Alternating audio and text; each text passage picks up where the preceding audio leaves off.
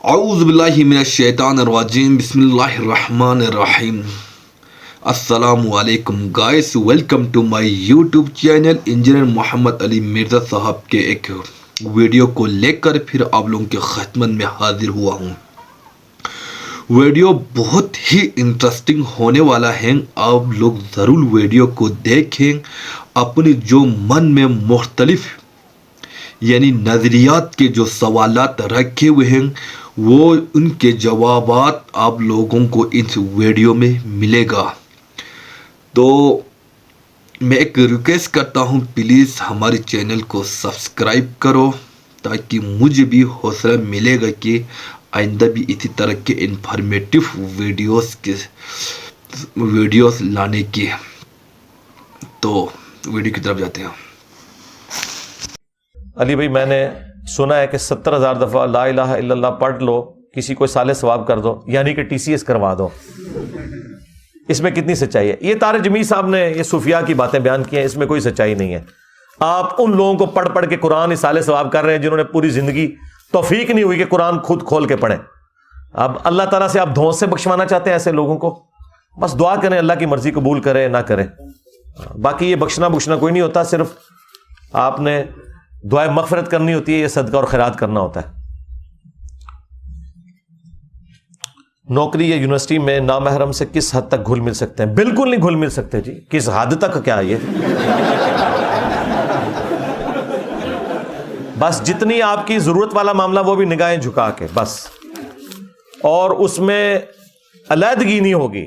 ہاں، وہ جامع ترمذی میں سنن نسائی الکبریٰ میں ہے کہ جہاں دو اجنبی مرد و عورت ہوتے ہیں وہاں پہ تیسرا شیطان ہوتا ہے.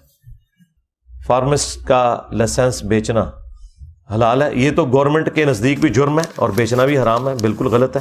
اس طرح انجینئرنگ کی فیلڈ والے لوگ بھی اپنی ڈگریاں اس طرح بیچتے ہیں، وہ غلط ہے. شوق سے بازو پر کڑا پہننا جائز ہے، کسی دربار کا نہیں اور نہ ہی کوئی منت ہے. تو پھر آپ نے کیوں پہنا ہوا ہے بھائی؟ گھڑی باندھیں جس کا کوئی فائدہ بھی ہو، کڑے وغیرہ نہیں. یہ عورتوں کے ساتھ مشابہت ہو جاتی ہے نا، یہ زیور پہننا عورتوں کی نشانی ہے، تو اس وجہ سے بھی منع ہے. کربلا میں لانتیوں نے سب کو شہید کر دیا، مولا علی اصغر کو بھی، تو امام سجاد کو کیوں شہید نہیں کیا؟ امام سجاد چونکہ خیمے میں تھے، بیمار تھے، وہ میدان جنگ میں نہیں آئے، اور اس کی وجہ سے اللہ تعالیٰ نے بس چونکہ بنو ہاشم کی نسل کو آگے چلانا تھا تو اللہ تعالیٰ نے انہیں محفوظ رکھا. یہ وجہ بنی تھی، کوئی رحم ان کے دل میں آ گیا. جب ختم نبوت ہو چکی ہے اور آسمان و زمین کا رشتہ منقطع ہو گیا تو صحابی رسول عمران بن حسین کو فرشتے سلام کرتے تھے. کیا یہ چیز مسئلہ امامت کو ثابت نہیں کرتی؟ دیکھیں، سلام کے ذریعے آپ مسئلہ امامت اور وہی ثابت کر رہے ہیں. سلام میں سال لکھا ہوا ہے کہ وہ اللہ سے مسئلہ پوچھ کے بتاتے تھے. بس جتنا ثابت ہے بس اتنا ہی ثابت ہے. اس میں تو آسمان اور زمین کا تو رشتہ منقطع ہے. فرشتے تو آج بھی دنیا میں اترتے ہیں شب قدر کے اندر، ٹھیک ہے. فرشتے ہمارے ساتھ ہوتے ہیں. صحیح بخاری میں حدیث ہے کہ جو آیت الکرسی پڑھ کے سوتا ہے صبح تک ایک فرشتہ حفاظت پہ مامور ہو جاتا ہے. تو سلام کا سننا، یہ عمران بن حسین ایک صحابی کی کرامت تھی، مسلم شریف میں آیا تو سلام سنتے تھے نا. کوئی مسئلے تو نہیں تھے پوچھتے فرشتوں سے، یا فرشتے ان کے کوئی مشکل کشا تو نہیں ہوتے تھے، یا اللہ سے کوئی خبر تو نہیں لا کے دیتے تھے. جائیں گورے کی عدالت میں ہمارا مقدمہ لے جائیں. شکر ہے گوروں کو اردو نہیں آتی اور آپ کو انگریزی نہیں آتی، آپ کا مذاق اڑائیں. کس قسم کی باتیں کرتے ہیں؟ اس سے مراد یعنی یہ پرچی لکھنے والے کو نہیں میں ڈانٹ رہا، یہ ذہن میں رکھیے گا. کل کو کوئی کہ جی منو ڈانٹ دیتا، نہیں مجھے تو پتہ ہی نہیں آپ کون ہے. جب مجھے پتہ ہی نہیں آپ کون ہے پرچی لکھنے والا تو میں نے اسے کیا ڈانٹا؟ بیسیکلی میں نے ان تھاٹس کو ننگا کیا. عذاب قبر آخرت میں ہونے والا ہے، حساب و کتاب کے لیے کفارہ. مثلا ایک بندہ اگر 1200 سال تک عذاب قبر دیکھ چکا ہے، اس کے لیے آخرت میں کوئی آسانی ہوگی؟ یہ 1200 سال 12,000 سال یہ اللہ کی گنتی ہے. اللہ چاہے تو کسی شخص کو ایک دن قبر میں رکھ کے 12,000 سال تک اس کے اوپر وقت طاری کر دے، تو at the end of the day Allah تعالیٰ سب کو برابر کرے گا. یہ آپ نے کیلکولیشن نہیں کرنی. نبی علیہ السلام ایک رات میں شب معراج میں کتنا کچھ دیکھ کر آئے ہیں. کئی مہینوں سالوں کے اوپر محیط ہے وہ سفر. تو اللہ تعالیٰ چاہے تو کسی پہ وہ کیفیت طاری کر سکتا ہے. لہٰذا اللہ تعالیٰ نے سب کو برابر رکھنا ہے. یہ نہیں ہے کہ جو بندہ 10,000 سال پہلے فوت ہوا ہے تو وہ قبر میں 10,000 سال گزار رہا ہے، اور اگر 8 سے 1,000 سال بعد قیامت آتی ہے تو یہ لوگ کم گزاریں گے. ان کا اگر عذاب اس نوعیت کا ہے تو اللہ تعالیٰ ان کے اوپر وہی کیفیت طاری کر دے گا. یہ آپ کی کوئی اس معاملے میں لینا دینا نہیں ہے، برزخ کے معاملات ہیں. کیا یہ سچ ہے کہ نبی الاسلام نے جماعت کروائی، پہلی صف میں صحابہ تھے اور دوسری میں عورتیں تھیں؟ جی بالکل، عورتیں جو ہیں وہ دوسری نہیں تیسری میں ہوں گی. دوسری میں تو بچے ہوں گے، عورتوں کی صف جو ہے وہ آخر والی ہوگی. بالکل ہے. میں نے فیس بک پیج بنایا ہے جس پر میمز اور سیاسی ویڈیو شیئر کرتا ہوں. کیا اس میں سیاسی خواتین اور خواتین نیوز اینکر نے جو پہلے ہی پبلک میں عام ہے ان کی ویڈیوز شیئر کی جا سکتی ہیں؟ بالکل، آپ نے شیئر کرنی ہے، ضرور کریں. بس چہرے کے اوپر وہ فینٹ کر دیا کریں. لوگوں کو آپ اپنے پلیٹ فارم سے کیوں نامحرم عورتیں دکھا رہے ہیں؟ معراج کا واقعہ روحانی تھا یا جسمانی تھا؟ جی روحانی پلس جسمانی تھا. ہاں، اس کے اوپر میری تفصیلی ویڈیو ریکارڈ موجود ہے. معراج کا واقعہ آپ لکھیں تو میں نے قرآن سے ثابت کیا ہے کہ یہ جسمانی پلس روحانی ایکسپیرینس تھا. خالی روحانی ایکسپیرینس ہوتا تو کافروں کو کوئی اعتراض نہ ہوتا اور نہ اس کو معجزہ بنا کے پیش کیا جاتا. خواب میں تو آپ بھی کئی دفعہ اڑ لیتے ہیں.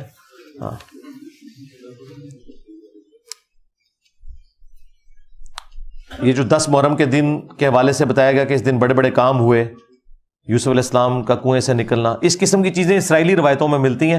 بخاری مسلم میں صرف ایک ہی ذکر ہے کہ فرعونی ڈبوئے گئے تھے اور موسیٰ علیہ السلام کو نجات ملی تھی. اور دوسرا واقعہ اگر کوئی ہے تو یہ واقعہ کربلا ہے. ہو سکتا ہے اگلے زمانوں میں بھی 10 محرم کے دن ایسے واقعات ہوئے ہوں. روایتیں تو موجود ہیں اس طرح کی. شیعہ کی کتابوں کے حوالے سے کسی چیز کو غلط یا صحیح لیا جا سکتا ہے؟ بالکل، آپ کی مرضی، آپ ضرور لیں. ہمارے نزدیک تو 90% چیزیں کامن ہیں. باقی جو عقائد کی آپ بات کرتے ہیں اس کے لیے آپ نے نہ شیعہ کی کتاب دیکھنی ہے نہ سنیوں کی. عقائد کے لیے آپ نے قرآن پاک دیکھنا ہے. جی سیدھی سی بات ہے. محرم الحرام میں سروس بند، راستے بند، ڈبل سواری پر پابندی، کیا یہ جائز ہے؟ بالکل غلط ہے، ظلم کر رہے ہیں. یہ کوئی طریقہ نہیں ہے سیکیورٹی کو مینیج کرنے کا کہ آپ لوگوں کو تکلیف میں ڈالیں. میں نہ ربیع الاول کے موقع پہ ایسا ہونا چاہیے نہ محرم کے موقع کے اوپر. غلط کر رہے ہیں. اگر اللہ کی محبت میں جان دے سکتے ہیں تو کیا لے بھی سکتے ہیں؟ جی لے سکتے ہیں جان میدان جنگ کے اندر، اور جوڈیشری کے تھرو قاتل سے بدلہ لے سکتے ہیں، لیکن خود نہیں قانون ہاتھ میں لے سکتے. انسان کی اولاد نہیں ہے، جب وہ فوت ہو جائے تو اسے کن رشتہ داروں کے نیک اعمال کا ثواب ملے گا؟ مومنین کی جو عام دعائیں ہیں سب کا حصہ تو ملے گا نا انہیں. آپ بے فکر رہیں. اور اگر آپ کو واقعی اپنی زندگی میں اتنی ٹینشن ہے تو آپ اپنے لیے خود اچھے اعمال کریں. میرے چچا کو میرے نیک اعمال کا ثواب ملے گا؟ چچا کو آپ کے نیک اعمال کا ثواب تو نہیں ملے گا، لیکن آپ ان کے لیے دعائیں مغفرت کریں، وہ اس سے بھی بڑی چیز ہے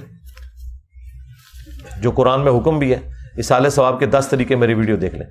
عقیقہ کب اور کیسے کرنا چاہیے؟ 7ویں دن ہوگا. جس دن بچہ پیدا ہوا ہے اس کے 7ویں دن، یعنی بچہ جمعے کو پیدا ہوا ہے تو پھر جمعرات کو عقیقہ ہوگا. بچہ بدھ کو پیدا ہوا ہے تو اگلی منگل کو ہوگا، کیونکہ اگر بدھ کو کریں گے تو وہ پھر 8 دن بن جاتے ہیں. جمعہ 8 دن سنے ہیں نا. 7واں دن ہونا چاہیے.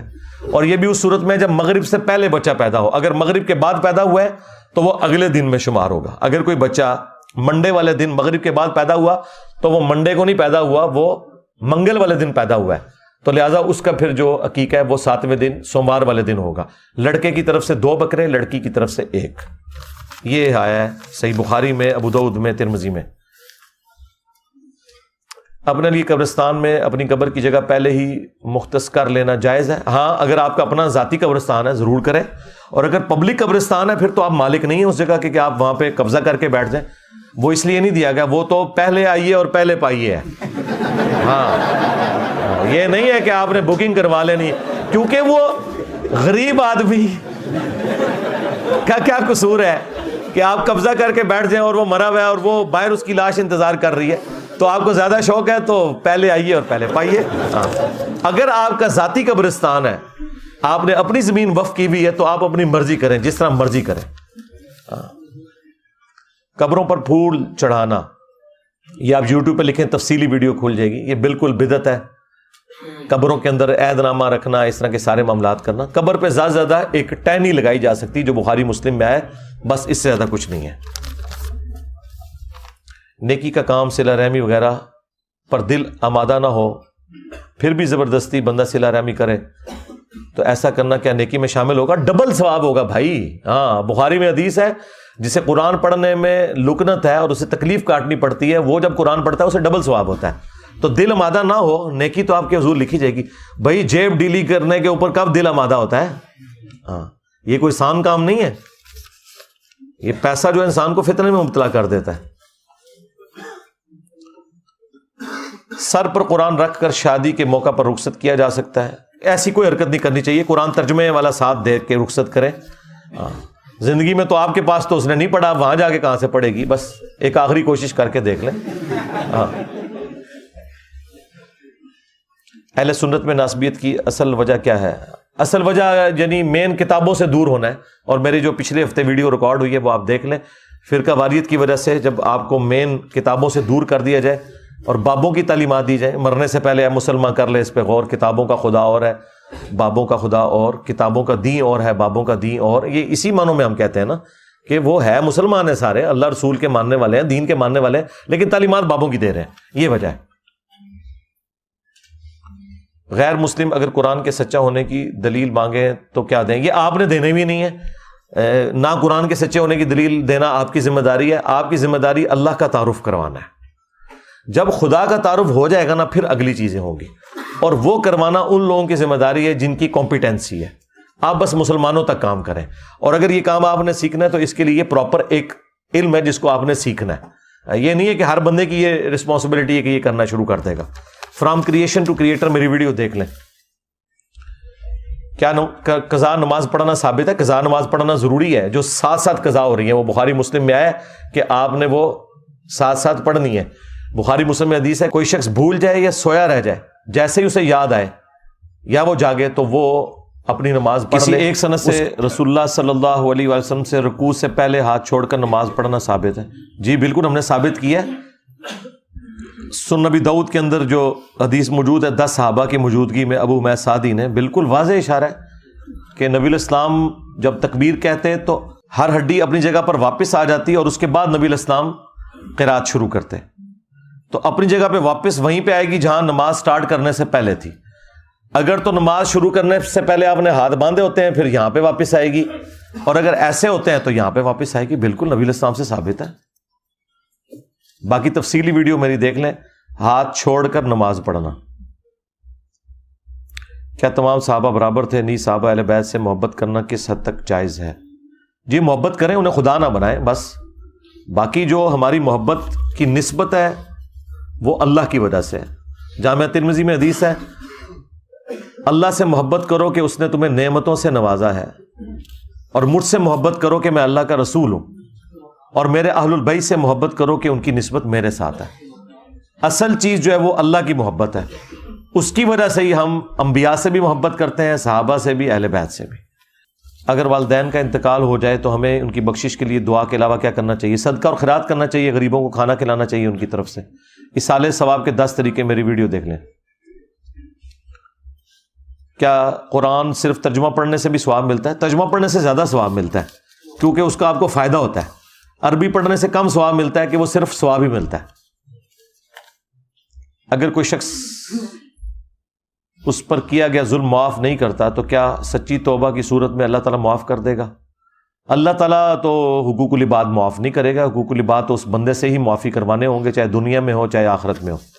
اپنی کوشش آپ کریں، اگر وہ نہیں معاف کرتا تو قیامت والے دن اللہ تعالیٰ کسی نعمت کے ذریعے جنت کی ہو سکتا ہے اسے آپ سے راضی کر دے، لیکن آپ نے کوشش دنیا میں جاری رکھنی ہے۔ تو گائس ویڈیو کو آپ لوگوں نے بڑا انٹرسٹلی شروع سے لے کر آخر تک دیکھا ہو، تو میں نے بھی ویڈیوز کو بڑا لطف اندوز کے ساتھ دیکھا، کیونکہ اس ویڈیو میں وہ سوالات کے جواب تھے جو میری ذہن میں بھی گردش کر رہا تھا۔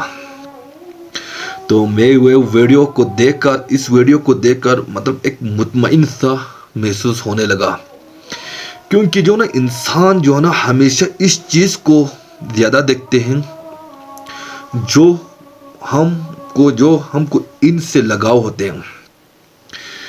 تو ہمیں جو اسلام سے لگاؤ رکھنا، اسلام کی نظریات کو لگاؤ رکھنا، قرآن سنت کی تعلیمات کو لگاؤ رکھنا، یہ سمجھ لو ہمارے ایک فطرت کا حصہ ہے. تو میں ہمیشہ ہی سے ایک بات کہتے ہوئے آتا ہوں جو ہے نا دن میں کم از کم 2-3 بار ہمارے اسکالرس کے بیانات سن لے، ان کی ویڈیو دیکھیں. ان کی ویڈیو ہمیشہ قرآن و سنت سے ریلیٹڈ ہوتے ہیں اور لوجیکل بھی ہوتے ہیں، جو ہمیں دنیا میں بھی کامیاب کر دیتے ہیں اور آخرت میں بھی کامیاب کر دیتے ہیں. تو ان کی ویڈیو سننے سے ایک اور بھی فوائد ہوتے ہیں.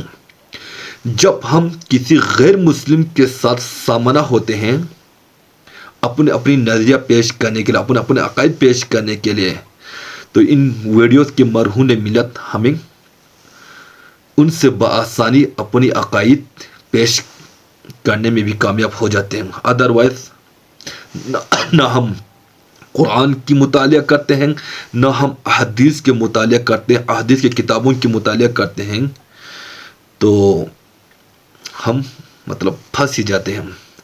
تو بہتر ہے ان کی ویڈیو دیکھیں، زیادہ 10 سے 15 منٹ ہوتے ہیں. تو نیکسٹ ٹائم بھی اسی طرح کی انفارمیٹیو ویڈیو کے ساتھ پھر حاضر ہوں گے. تب تک کے لیے اللہ نگہبان.